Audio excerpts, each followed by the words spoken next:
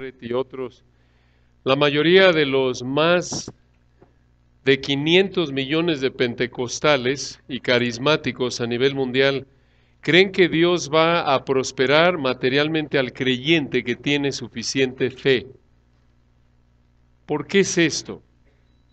¿Por qué, de acuerdo con fuentes gubernamentales oficiales, el INEGI en particular, más del 80% de la población en México es católica?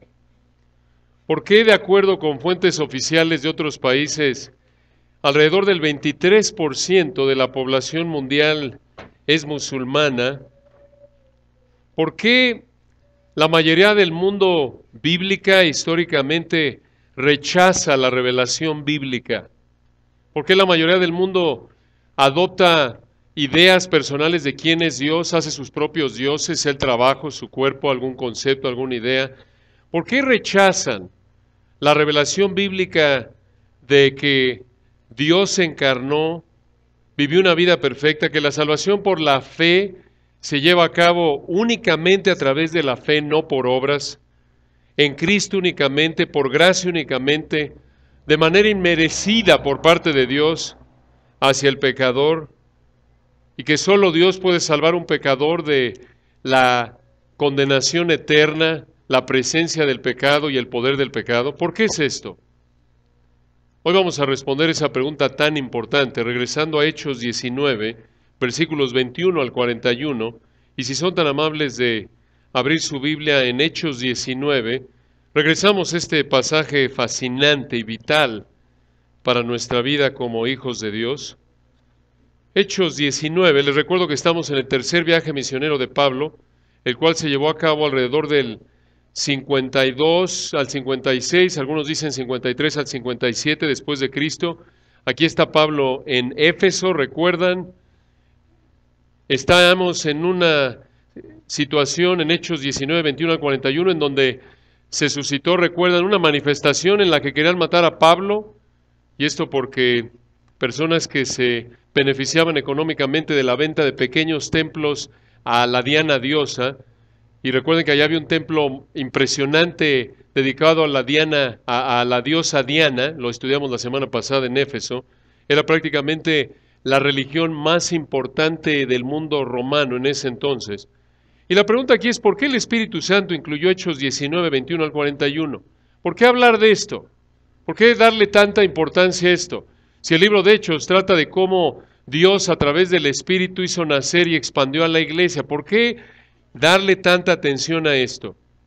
Bueno, dos razones que vemos en el contexto inmediato y en el contexto amplio.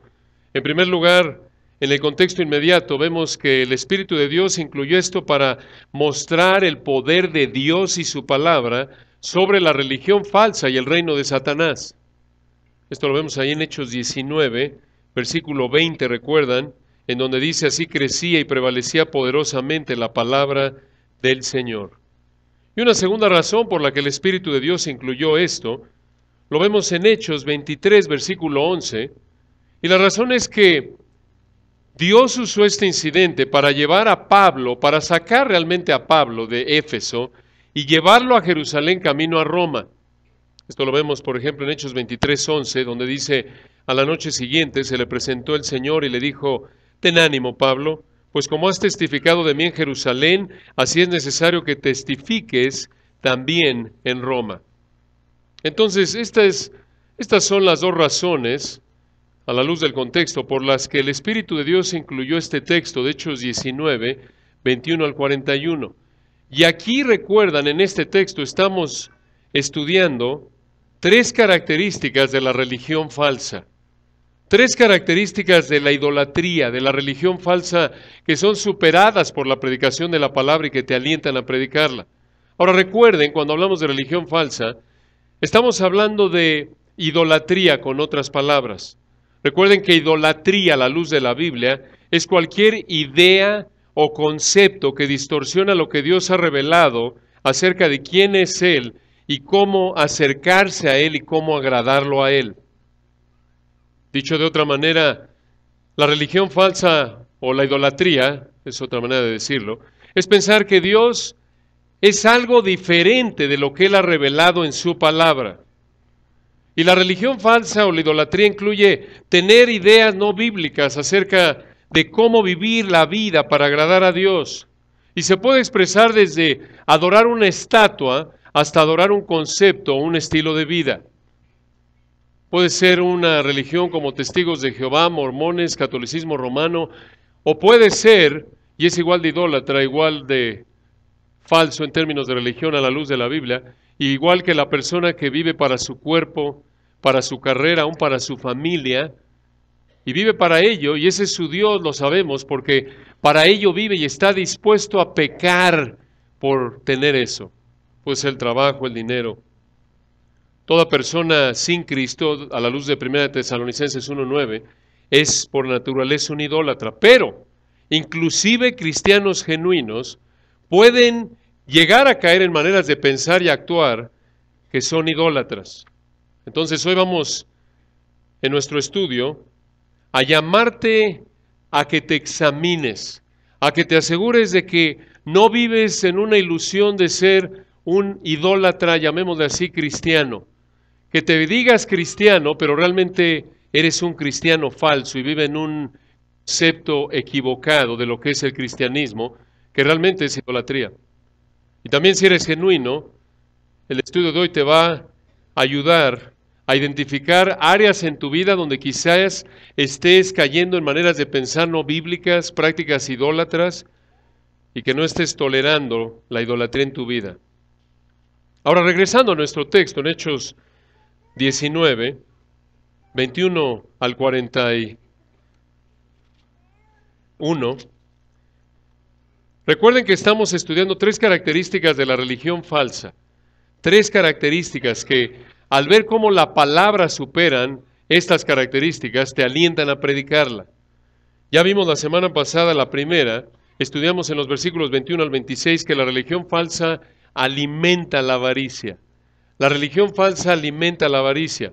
Y vamos a leer el texto, Hechos 19, 21 al 26, simplemente para tenerlo fresco en nuestra mente. Esto lo estudiamos de nuevo hace 8 días. Y si no lo oyeron o si quieren repasarlo, ya saben, está ahí en internet. Hechos 19, 21. Pasadas estas cosas, Pablo se propuso en espíritu ir a Jerusalén, después de recorrer Macedonia y Acaya, diciendo: después que haya estado allí, me será necesario ver también a Roma. Dijimos que a partir de aquí, el resto de Hechos se concentra en el viaje de Pablo a Roma, haciendo escala en estos lugares. Versículo 22. Y enviando a Macedonia a 2 de los que le ayudaban, Timoteo y Erasto, él se quedó por algún tiempo en Asia. Versículo 23, hubo por aquel tiempo un disturbio no pequeño acerca del camino. Recuerden, Asia, ahí incluye Éfeso, y Pablo aquí está en Éfeso. Versículo 24, porque un platero llamado Demetrio, que hacía de plata templecillos de Diana, daba no poca ganancia a los artífices, a los cuales, reunidos con los obreros del mismo oficio, dijo: varones, sabéis que de este oficio obtenemos nuestra riqueza. Esto es, vivimos de esto. Versículo 26, pero veis y oís que este Pablo, no solamente en Éfeso, sino en casi toda Asia, ha apartado a muchas gentes con persuasión, diciendo que no son dioses los que se hacen con las manos. Y este era un problema, porque ellos vivían, como lo vemos ahí en el versículo 24, de hacer pequeños templos con sus manos. Sin embargo, Pablo decía que no son dioses los que se hacen con las manos. Y vimos que, como Demetrio, también los líderes y seguidores de la religión falsa están en esto por dinero. Los líderes dicen: si haces esto, si das tal ofrenda, si te conduces así, Dios te va a dar salud y dinero. Y los seguidores, igual de avaros que ellos, dicen: pues yo quiero dinero y salud, entonces ahí está. Y esto nos lleva a la segunda característica de la religión falsa, que es superada por la palabra y que te alienta a predicar la palabra. Versículo 27, observen que la religión falsa no solo alimenta la avaricia, sino que también alimenta el orgullo. La religión falsa alimenta el orgullo. Versículo 27, obsérvenlo. Sigue hablando Demetrio y dice: y no solamente hay peligro de que nuestro negocio, eso era, venga a desacreditarse, sino también que el templo de la gran diosa Diana sea estimado en nada, y comience a ser destruida la majestad de aquella a quien venera toda Asia y el mundo entero. Entonces, Demetrio le dice a sus colegas corruptos que Pablo es una amenaza para su fuente de riqueza. Y les dice, vean de cerca el versículo 27, y no solamente hay peligro de que nuestro negocio venga a desacreditarse, sino también que el templo de la gran diosa Diana, Artemidos en el griego, también se puede traducir Artemis, misma diosa, sea estimado o considerado en el griego en nada y comience a ser destruida. Y escuchen esto, escuchen la fuerza del culto a Diana al final del 27. Y comience a ser destruida, noten, no solo les dice en el 27, ¿saben qué? Hay un problema, dice Demetrio, que podemos quedar sin trabajo. Y vean cómo lo dice, versículo 27, nuestro negocio, así lo ve y fue bastante honesto. No dijo, nosotros ayudamos a los adoradores a expresar su amor a Diana, no. Es un negocio y así es la religión falsa. Un negocio. Y no solo eso, sino que apela, observen ahora, a su sentido de religión, y esto muestra que Demetrio y los que con él trabajaban también eran adoradores de Diana. Y noten, dice aquí, versículo 27 al final, comience a ser destruida la majestad de aquella quien venera toda Asia y el mundo entero. Y en ese entonces era cierto. Ya lo dijimos, históricamente, de lo que se ve aparentemente, el culto a Diana era la religión más prominente del Imperio Romano en este entonces. Ahora, ¿por qué? Observen de nuevo la frase al final del 27. La majestad de aquella quien venera toda Asia y el mundo entero. Esa frase apunta a la popularidad del culto a Diana. ¿Por qué? ¿Por qué era tan popular la adoración de Diana en ese entonces? Respondamos con otra pregunta.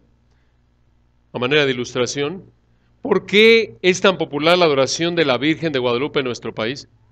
Como lo explicamos la semana pasada, ¿por qué es la basílica el lugar católico más visitado en todo el mundo después del Vaticano? Respondamos con otra pregunta. ¿Por qué es tan popular la religión falsa? ¿Por qué es tan popular? ¿Por qué son tan populares las maneras de pensar que rechazan a Dios? Respuesta, porque alimentan los deseos pecaminosos del ser humano.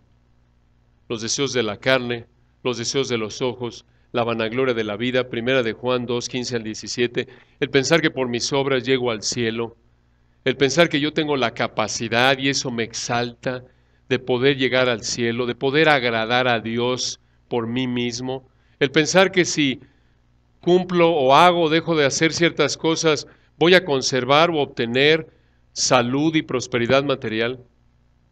Y como el ser humano por naturaleza ama el pecado, lo que alimenta su pecado es a lo que se aferra. Juan 3:19, recuerdan, esta es la condenación, que la luz vino al mundo y los hombres amaron más las tinieblas que la luz. Esa es la naturaleza humana. Romanos 3:10, no hay quien busque a Dios, no hay justo ni a uno, no hay quien entienda, no hay quien busque a Dios. Romanos 3:10 al 11.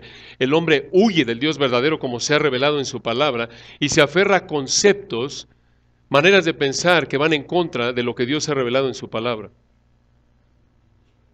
En nuestra época, aquí en México, vemos la idolatría en general, en términos sociales, como adorarse, postrarse ante alguna estatua, foto, adorar algún objeto. Y apropiadamente lo vemos como algo irracional que Dios aborrece.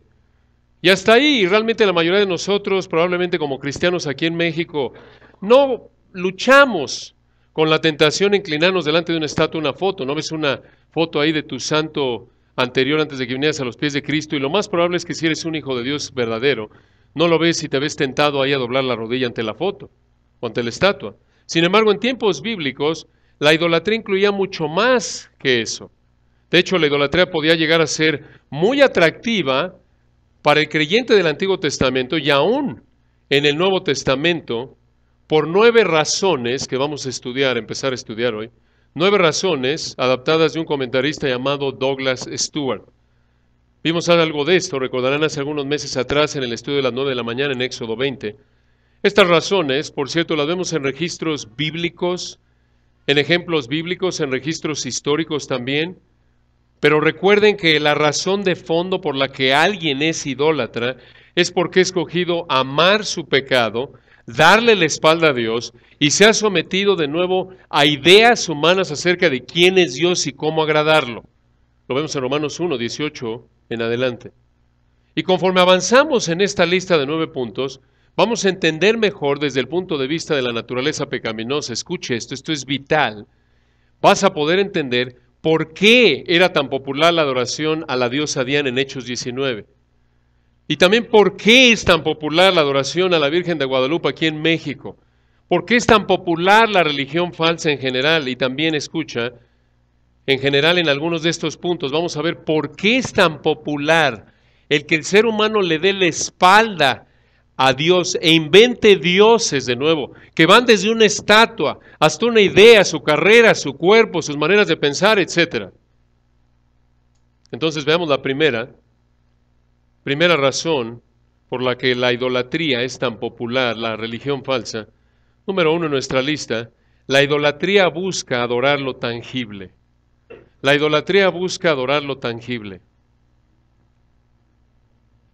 Dicho de otra manera, el tener conceptos falsos de quién es Dios y cómo agradarlo a Él, buscan adorar lo tangible. ¿Qué es tangible? Algo que se puede tocar, ver claramente. La religión falsa, la idolatría, busca algo que se pueda ver con claridad, que se pueda palpar. Por ejemplo, en tiempos bíblicos, después de que una estatua de un dios era terminada, habían ciertas frases rituales de hechizos, supuestamente para hacer que la esencia de ese dios entrara en la estatua. Y una vez que eso pasaba, la gente pensaba que la estatua se volvía, escuchen esto, un contacto para llevar lo que el adorador hacía a la presencia del Dios representado por la estatua. Digamos que la estatua era vista como un teléfono o cámara de internet en nuestra época. Lo que hablas es llevado por esos aparatos a la persona con la que estás hablando. Y en un sentido es lo mismo con cualquier religión que adora imágenes, ¿no es cierto? Pensar que la estatua en sí es un dios, por ejemplo, como con la Virgen de Guadalupe, leía el otro día que hay algunos que dicen que los ojos de la estatua en la basílica se ven como si estuvieran vivos. Pero para un creyente del Antiguo y Nuevo Testamento, y aún en nuestra época, no tener algo tangible, no tener una estatua de Dios, es algo, si somos honestos, humanamente incómodo, ¿no es cierto? Raro. ¿Cómo estar seguro de que Dios te oye si no tienes, entre comillas, tu teléfono, tu estatua, para que le llegue el mensaje a Dios? Entonces, ¿qué necesitas para adorar al Dios verdadero sin tener estatuas? Vayan a Efesios 2:8, ahí está la respuesta. Efesios 2, versículo 8.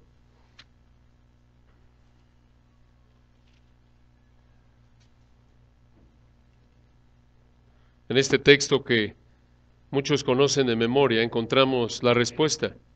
Efesios 2:8. Bueno, de hecho, dejen ahí su dedo y vayan a Hebreos. Hebreos 11. Probablemente es mejor que vean primero el texto de Hebreos, íbamos a ir ahí.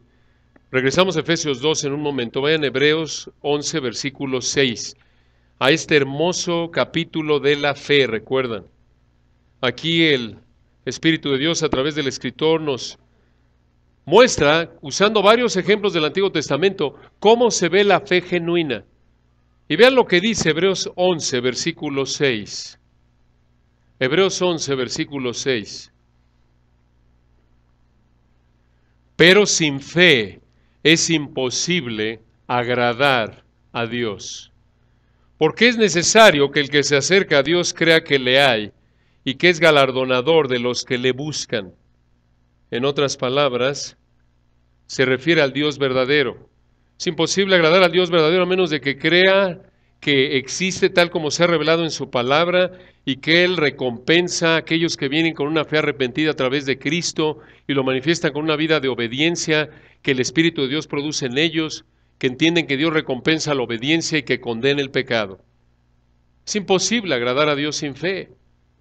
Y, de nuevo, ¿cómo, humanamente hablando, cuando nuestra tendencia pecaminosa natural humana es tener algo que puedas tocar para que sea tu Dios, ¿Cómo puedes tener esta fe?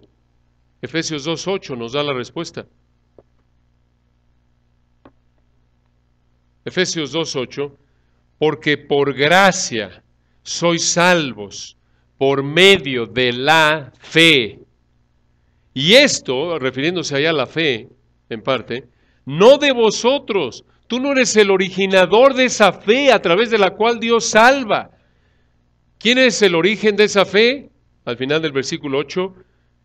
Esto no de vosotros, pues es don, es regalo de Dios. Versículo 9, no por obras para que nadie se gloríe. ¿Cómo puedes adorar al Dios verdadero cuando sin fe es imposible agradarlo? Respuesta, Efesios 2:8, mediante una fe que Él te regala. Esta fe es sobrenatural, esta fe es divina, no es humana.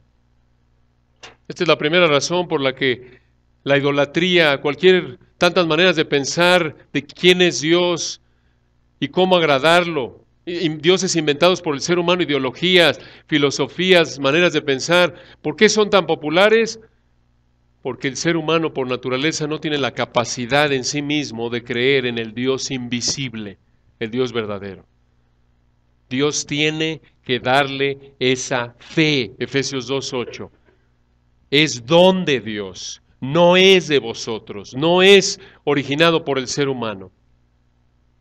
Otra razón en nuestra lista, número 2 de 9, por la que la idolatría es tan atractiva para el ser humano, número 2 en nuestra lista, la idolatría alimenta el orgullo del adorador. La idolatría alimenta el orgullo del adorador. En otras palabras, cualquier manera, cualquier concepto no bíblico de Dios, cualquier idea no bíblica de cómo agradar a Dios, alimenta el orgullo del adorador. Y recuerden, este es exactamente el punto que estamos viendo aquí en Hechos 19:27. Desde tiempos bíblicos, vemos que la idolatría es un sistema materialista, escuchen esto, en su manera de pensar y actuar. Por ejemplo, en tiempos bíblicos existía la idea de que los dioses podían hacer todo menos alimentarse a sí mismos. Y esto era visto como la única ventaja que el ser humano tenía sobre los dioses. Y por esto pensaban que si alimentabas a tu Dios, entonces tu Dios estaba obligado a devolverte el favor. ¿Cómo? Bendiciéndote con abundancia de producción en el campo y ganado fértil para multiplicar tu ganado. Y de esta manera, si alimentabas de manera apropiada y regular a tu Dios, entonces te bendeciría. Tú le dabas y Él ¿qué? Te daba. Qué terrible, ¿no es cierto? Qué orgullo. Ver a sus dioses, entre comillas, como un instrumento para satisfacer sus deseos egoístas. Tristemente así piensan muchos carismáticos, ¿no es cierto? Dale a Dios y Él te dará. Paul Crouch, un líder carismático, fundador de TVN, probablemente una de las cadenas más grandes de televisión, entre comillas cristiana, él dijo, si das a la televisora, y aquí cito, si das dinero a la televisora, obvio, para recaudar fondos, y cito aquí a Paul Crouch, Dios te dará miles, cientos de miles, claro, de dólares. Fin de la cita. ¿Y por qué da la gente? Porque quieren los millones que quiere el líder. Son iguales. Como lo señala un autor, y cito, para Crouch y los otros que están en la punta de esta estrategia de pirámide, la teología de la prosperidad funciona perfecto. Fin de la cita. Hermanos, eso es la teología de la prosperidad. El pensar que si tú das, Dios te va a dar. Es una pirámide. Y ustedes saben lo que es un concepto de pirámide, que ahí todos entran y se van arriba y supuestamente a ti te va a tocar y es una farsa. Y los que envían los millones para recibir sus millones, cuando no los reciben, se les dicen dos cosas. Número uno, es problema de Dios. Muy fácil, ¿no? Resolver ahí el problema. Mandas tu dinero, no lo recibes y dicen, pues es problema de Dios. Como lo ilustra Benny Hinn y dijo de los que se van de sus cruzadas sin sanidades, esto lo dijo en el 2003 y cito, dijo, todo lo que sé es que oro por ellos, lo que sucede entre ellos y Dios es entre ellos y Dios. Fin de la cita. Entonces, si mandas tu dinero y no eres rico, pues bueno, es cosa entre tú y Dios. Yo cumplí, según ellos. Segunda razón por la que dicen que puedes enviar tus millones y no recibes los millones que te prometieron, no solo porque es problema de Dios, sino que en segundo lugar es problema de tu fe. Es problema de tu fe. En 1989, Kenneth Hagin, un pastor carismático que ya falleció, muy famoso, escribió un folleto y reconociendo, escuchen esto en su folleto, que muchas de sus sanidades eran, entre comillas, temporales o ilusiones. Y esta fue la razón que él dio, y cito a Kenneth Hagin. Él dijo, si no tienes suficiente fe en ti para aferrarte a lo que tienes, el diablo te lo va a robar. Fin de la cita. Muy hábil, ¿verdad? Entonces dices, mándame dinero, ofrenda, y Dios te va a dar, y si no recibes, bueno, es problema de Dios, es cosa de Dios, no sé. O tu fe, le falló algo a la fe. El caso es que ellos se lavan las manos, ¿no es cierto? Y así pueden continuar haciendo mercadería de personas, como dice 2 de Pedro 2. Un concepto falso, esto refleja un concepto falso, egoísta, igual a los idólatras de la época de Moisés, y bajo el pacto mosaico, porque algunos llegan a decir, oye, pero pues la Biblia dice ahí en el Antiguo Testamento que si obedeces a Dios, Dios te va a bendecir. Momento, bajo el pacto mosaico Dios prometió bendecir a los israelitas si lo obedecían, Deuteronomio 28, Levítico 26. ¿Recuerdan? Dios dijo, me bendices, cumples con estos lineamientos del pacto, ¿y qué va a pasar? Vas a tener trabajo, etcétera, vas a tener hijos, etcétera, tus campos van a producir. Pero obviamente nunca fue por razones corruptas, no porque Dios necesitaba su obediencia y les iba a devolver el favor. Además recuerden, ya no estamos bajo el pacto mosaico fue temporal, fue desde el Sinaí, allá por el 1445 a.C., Éxodo 19, hasta la cruz. ¿Recuerdan? Hebreos 8 y 9 claramente explica que Cristo cumplió el antiguo pacto, lo reemplazó por el nuevo. Por eso recuerdan en Mateo 26, la noche que fue entregado, tomó el pan de la Pascua y toma la Pascua que se había celebrado a lo largo de los siglos y la convierte en el memorial de la Santa Cena y toma la tercera copa de bendición de la Pascua y dice, este es mi sangre del nuevo ¿qué? Pacto. Y ahí inaugura el nuevo pacto. Y como lo explicamos la semana pasada en Hechos 19, 21 al 26, a lo largo de la Biblia vemos que la avaricia, escuchen, el materialismo es el eje de toda la religión falsa. Tú haces algo para agradar al Dios de tu invención y ese supuesto Dios entonces va a darte o conservarte la salud y el dinero. Y lo mismo en la idolatría, por cierto, expresada en alguien que vive para su trabajo, por ejemplo. Trabaja y trabaja la persona para tener que más y más dinero para sentirse protegido o poderoso o para tener recursos para hacer lo que quiere y satisfacer sus deseos egoístas. Inclusive escuchen versiones falsas del evangelio verdadero que engañan a la gente pensando que pueden continuar viviendo como quieran siempre y cuando repitan una oración para ser salvos y así van a tener el cielo garantizado y claro una vida de gozo y paz. Sin arrepentimiento. Pero qué diferente es el evangelio verdadero. Qué diferente es adorar al Dios verdadero a través del Señor Jesucristo como se ha revelado en su palabra. Simplemente para que Él te acepte, necesitas venir humillado, pobre en espíritu, Mateo 5:3, entendiendo que no puedes ofrecerle nada más que tu pecado, sin poderle demandar nada porque eres un pecador y lo que mereces es juicio por tu pecado. No mereces su perdón y si vienes en fe genuina dispuesto a dejar tu pecado, tus ideas, tus valores, entonces Él en su gracia te perdona en base a la vida, muerte y resurrección de Cristo, no tus obras, ni tus méritos, ni tu vida moral, entre comillas. Y entonces, por su gracia te hace su hijo y ahora tienes el privilegio y la responsabilidad de vivir como su esclavo, su súbdito, haciendo lo que le agrada a Él, no a ti. Y si Dios realmente ha transformado tu corazón, Mateo 5:6, vas a tener hambre y sed de justicia. Ahora, díganme ustedes, ¿qué es más apetecible para la carne? ¿Esto que acaban de oír, el evangelio verdadero, o haz esto o deja de hacer aquello y vas a tener salud y dinero y ya? ¿Qué es más apetecible para la carne? La respuesta es obvia. Lo que alimente tu orgullo, no lo que lo aplaste. Y esto nos ayuda a entender las palabras del Señor en Mateo 7, Si me quieren acompañar ahí por un momento, Mateo 7, al final del Sermón del Monte, Mateo 7, versículo 13. Y por cierto, lo que acaban de oír es exactamente lo que dijo el Señor al principio del Sermón del Monte.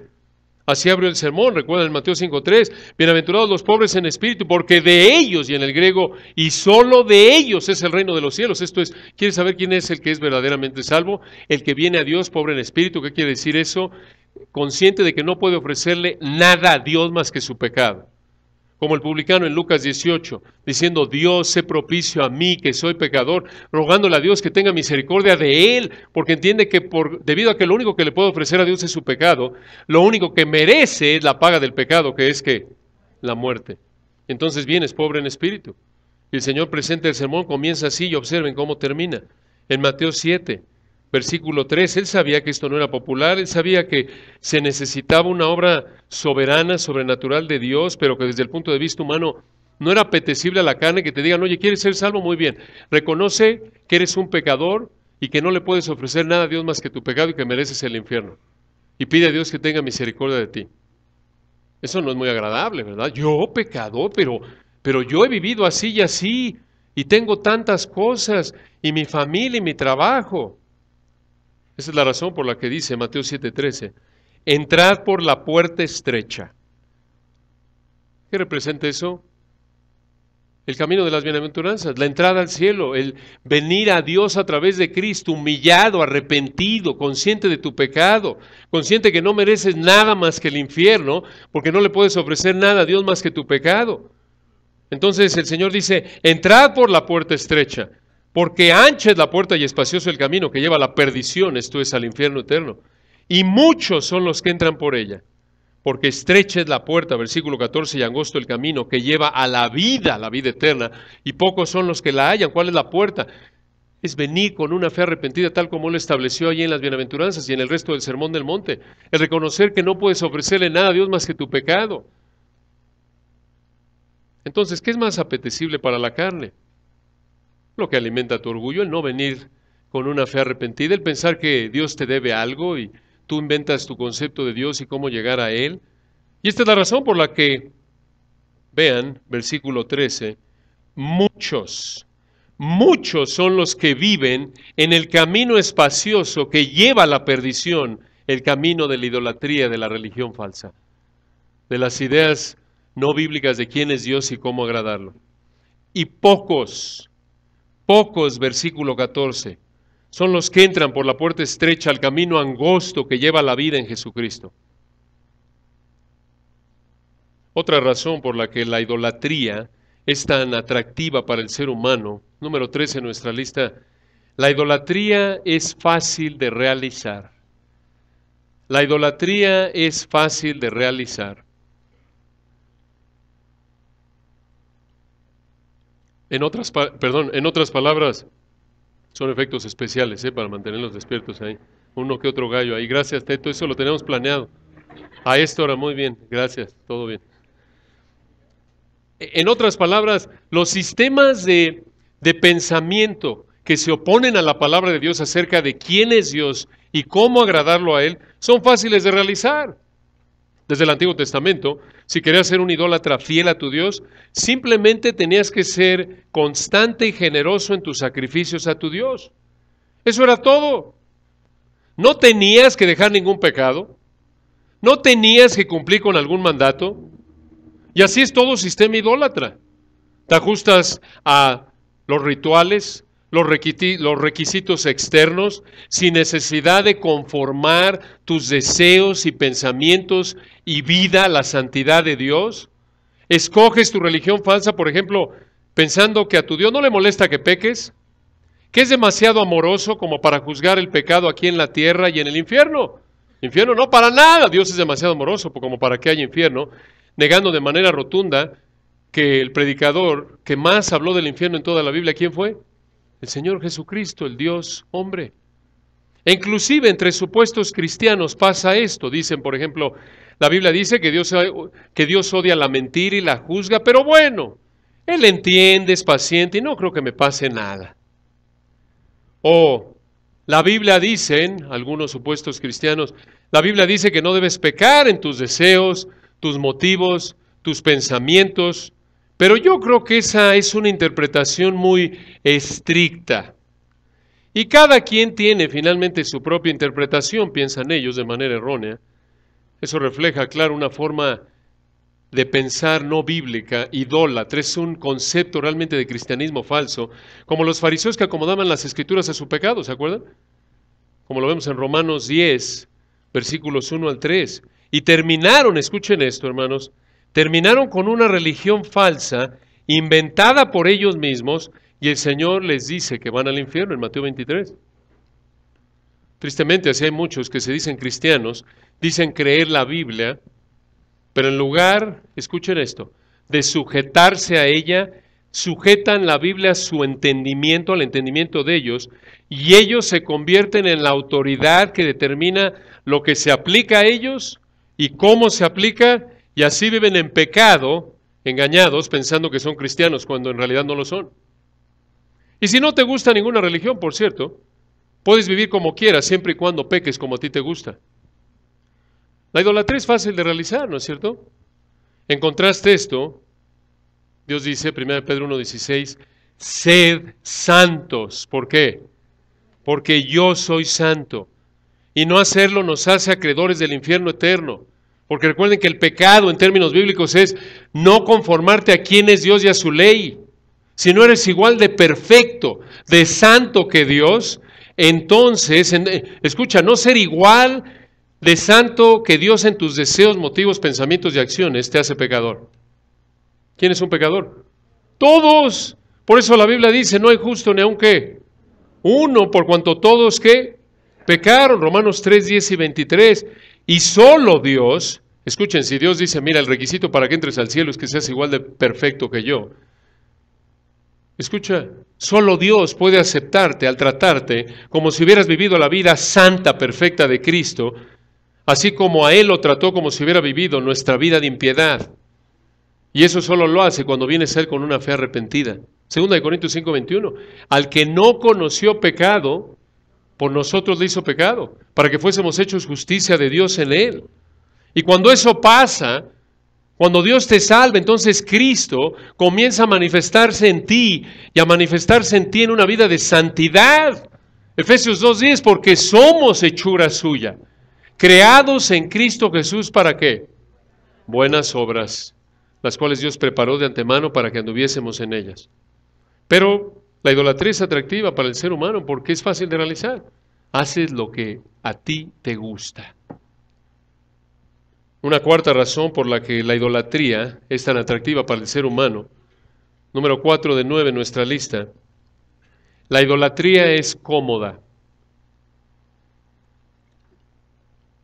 La idolatría es cómoda. En otras palabras, maneras de pensar, ideas de quién es Dios y cómo agradarlo a Él, que se oponen a la Biblia, son cómodas. Piensen en esto. En el Antiguo Testamento, en Deuteronomio 12, 2 al 28, Dios estableció que los israelitas, recuerdan, tenían que venir a un lugar 3 veces al año. ¿Recuerdan? En sus 3 festividades primordiales. Esto implicaba viajes costosos, porque no todos vivían en Jerusalén.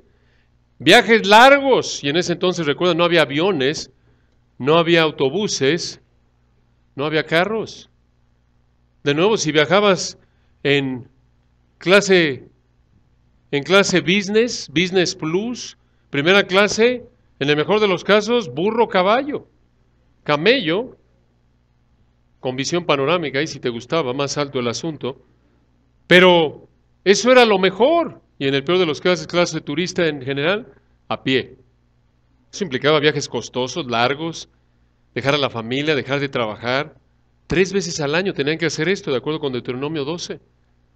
Pero, si eras un idólatra en esa época, podías ofrecer un sacrificio al Dios de tu gusto. En cualquier momento del día, escuchen, en cualquier día de la semana, y lo mejor de todo, en el lugar que te quedara más cerca y más cómodo. ¿Cómo lo sabemos? Vayan a 1 de Reyes 14 como una ilustración. 1 de Reyes 14. Para los arcaicos que no tenemos la Biblia en nuestro celular o iPad, si van al Antiguo Testamento y empiezan desde el principio, Samuel, Reyes, Ahí lo van a encontrar antes de Crónicas.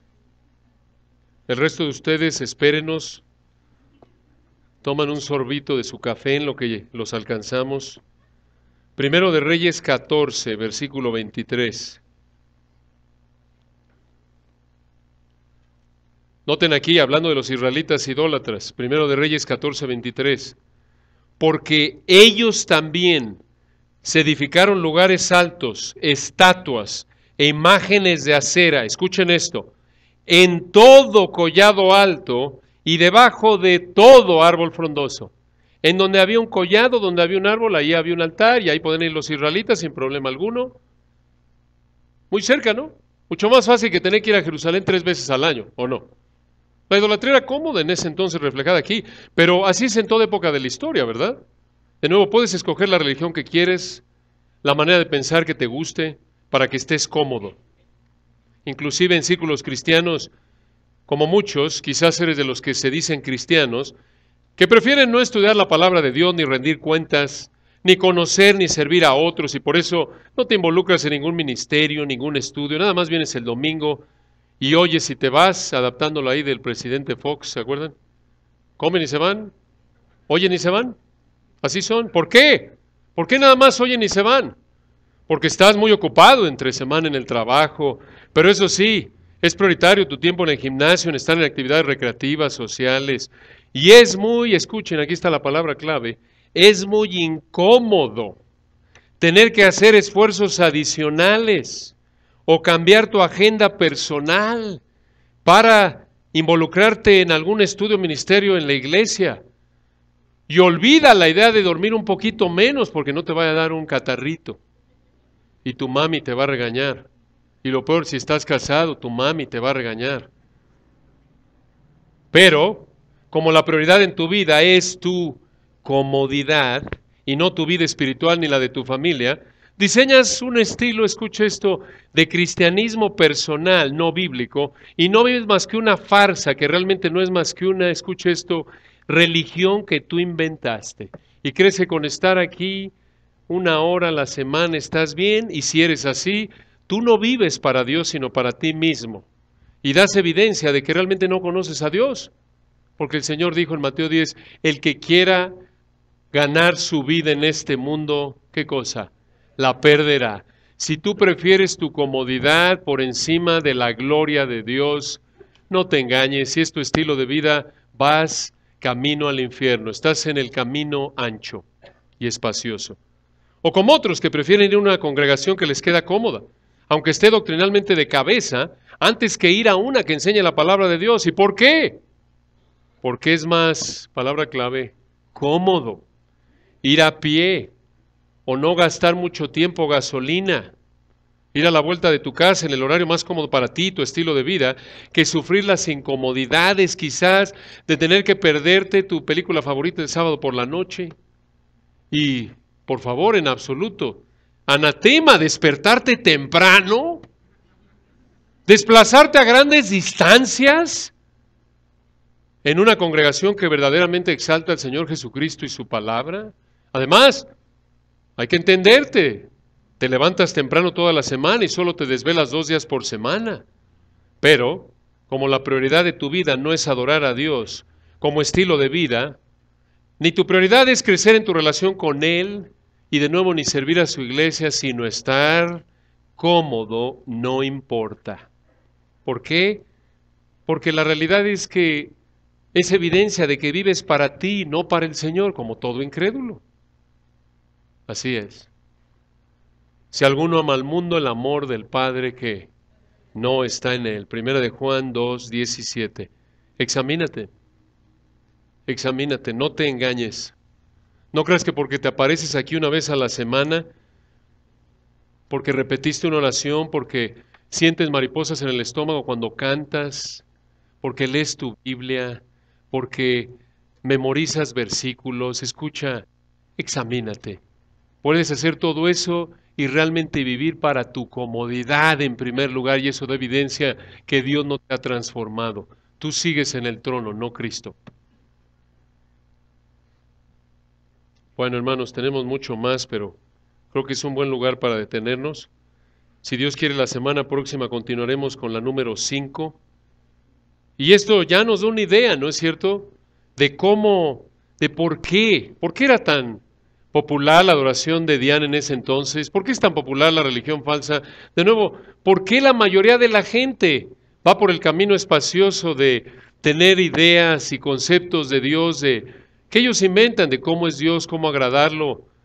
¿Por qué tanta gente, por qué la mayoría de la gente a lo largo de la historia rechaza la revelación de Dios en su palabra?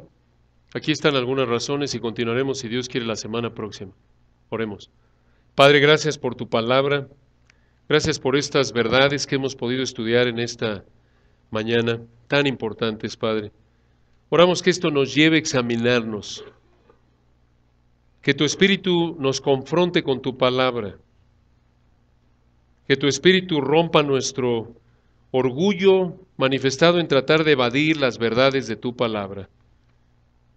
Que nos lleves, Padre, al punto de la humildad, quites la venda que con frecuencia nos colocamos a nosotros mismos mediante ideas equivocadas.